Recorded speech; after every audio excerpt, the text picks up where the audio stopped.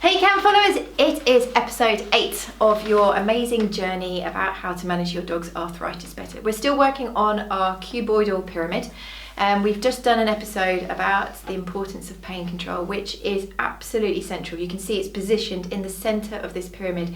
Pain control is imperative. Now we're going to go over towards the left of this cuboidal pyramid to something that I am really passionate about, and I would probably say was one of the major reasons that Cam started. So let me take you back a little bit. I was working in practice as a first opinion vet. I developed a real passion for arthritis management. I saw that we were not able to give it its due in the clinical setting of 10 to 15 minutes. So I started a home service. And I was going to people's houses to examine their dog in a calmer situation, be able to prescribe for them, be able to come up with a management plan, give them exercise advice, weight advice, etc.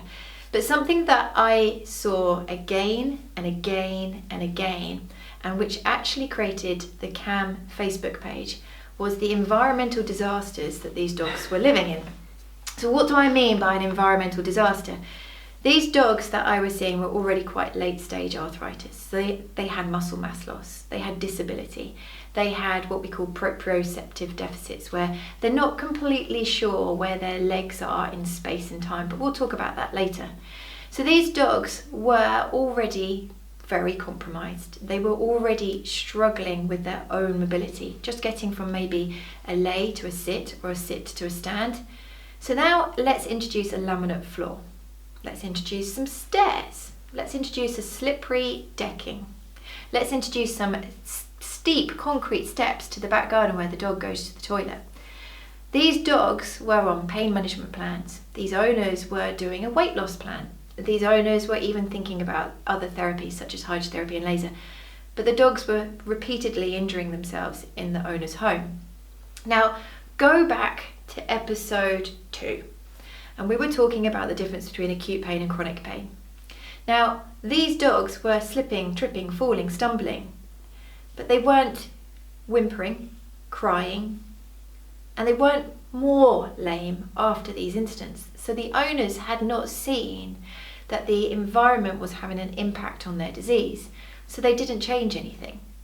So the dogs continued to have to manage their disability in an inappropriate environment, and they were progressing their condition. So think about this. If you had very weak, painful hips, you'd lost muscle mass, you lost the stability of around your hips, of that soft tissue. If you didn't really have good placement, you tended to stumble quite a lot and you couldn't judge surfaces very well. Now let me give you a pair of furry socks and put you on porcelain tiles. Are you going to be comfortable, or are you going to end up hurting yourself? And when that leg, as you go to place your foot, slips away from you, what does that do to you? It pulls muscles, ligaments, tendons. It causes you to lose balance for your back. You suddenly find that that slip has affected your whole body, which was already compromised. So preventing further injury is so important. It often gets neglected because there aren't many clinical studies about it. We do know more in the human world, and we have a whole profession about this called occupational therapy. So here in the UK, we have a discipline of therapists that come into people's homes and try and make their life safer and easier and more comfortable. So instead of these people relying on pain medication, that therapist is saying, well, if you don't do this activity, or if you adjust that activity, you shouldn't need as much pain control. So we have a whole discipline in the human world. But with regards to the animal world, we're not there yet. It's still very neglected. And there are very few studies to suggest how important it is. So you have to trust me on this one. And trust Gwen, because I know that you strongly advise people about putting lifestyle changes in. Give them an example. I've done a lot of talking just then. When can you demonstrate how important this has been in your caseload? I can see it, I can demonstrate it to the owner of the dog straight away as soon as I go into the reception area and ask to find out who it is, who is Mr. Smith, and then with the dog called Frodo, and then they get up and the dog struggles to get up because our reception floor, because we're a big hospital with many disciplines, it has to be easy to clean, so it's not a great surface for a dog that's weak with its weak hip muscles, etc. So they sliding as they're trying to stand up, that's already a demonstration of them. Or we'll finish the consult, we've been talking a long time, and then the client goes back, they take their dog and let the dog jump into the car. Or at the beginning, I see all the time people letting their dogs jump out of their cars, and then the dog is already lame and going into the vets, and the vet never sees that. No. They see them in the consult room. They don't see the fact that they've just let them jump out of a four-wheel drive car. Yeah.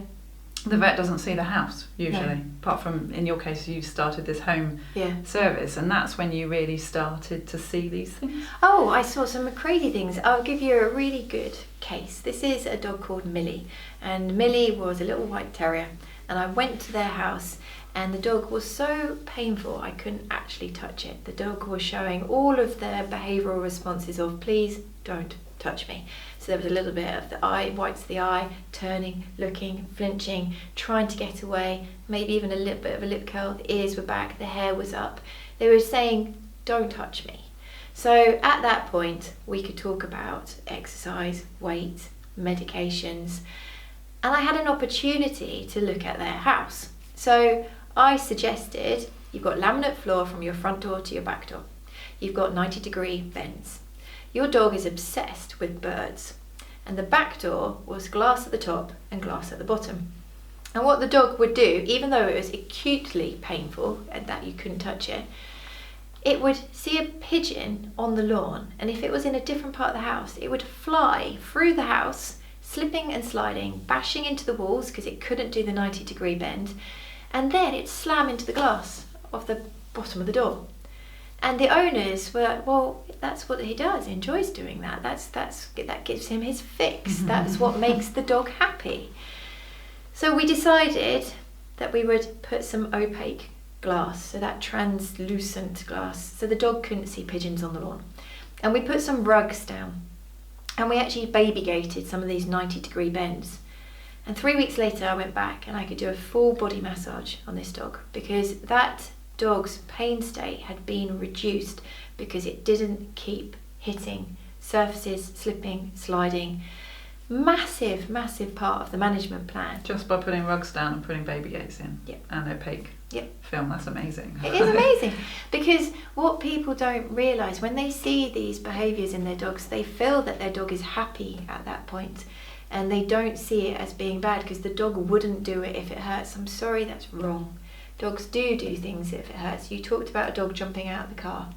When a dog with elbow arthritis hits the deck, that's still going to create pain. Yeah. But the wish of the dog at that point is greater than the pain that they know that they're going to endure. And then they'll go out to the park and they've been hobbling around the house, hobbling their way to the park. But then they see a squirrel or a seagull, in my place where I live, a seagull across the other side of the field, and they'll bomb it across the field after that. Yeah. Very exciting thing to chase. Yeah. And then afterwards they'll go back home, lie in their bed, and then they're really stiff. Yeah. Because they can't put the two together, and also the excitement of chasing overcomes the pain they're experiencing. Yeah. And again, another good case study for you to hear about. My beloved Holly, who stimulated, she was one of the instigators of CAM, even in the last couple of weeks of her life. So she had lumbosacral disease. Last few months, her right cruciate went. She had cervical disc disease, so 2 places of her spine were being heavily pinched. So she had bilateral sciatica and trapped nerves in her neck. She had tendinopathy, she'd lost a huge amount of soft tissue mass, and she really was very slow walking. So we were on the way back from a pub one evening, that's where we go, and she smelt a fox. And she went from being a dog that was walking very slowly to dragging me down the road because she smelt that fox, and that was her thing. And the stamina was not there, it was short-lived, but if she hadn't been on the lead, she would have gone. So please don't underestimate what they will do, what they are capable of doing, and let's not get confused between happiness and a behavioural response. What we can do in the rest of this episode is point out some key places around the house that we commonly give people advice on. Do you want to start, and we'll do quick fire? Yeah, so how much time does your dog spend in the house? How much time does your dog, your dog spends most of its time in your little camper van, which you spend most of your life because you travel so much. My dog spends probably 95% of her life in my house. Yeah. So if she's not elderly and arthritic, she's actually quite young, but if she was elderly and arthritic and she spends most of her time in that bed, so that lovely comfy bed we've spent lots of money on, this nice orthopaedic mattress, but just in front of the bed is a slippery kitchen floor. Yeah. And then she gets up stiff.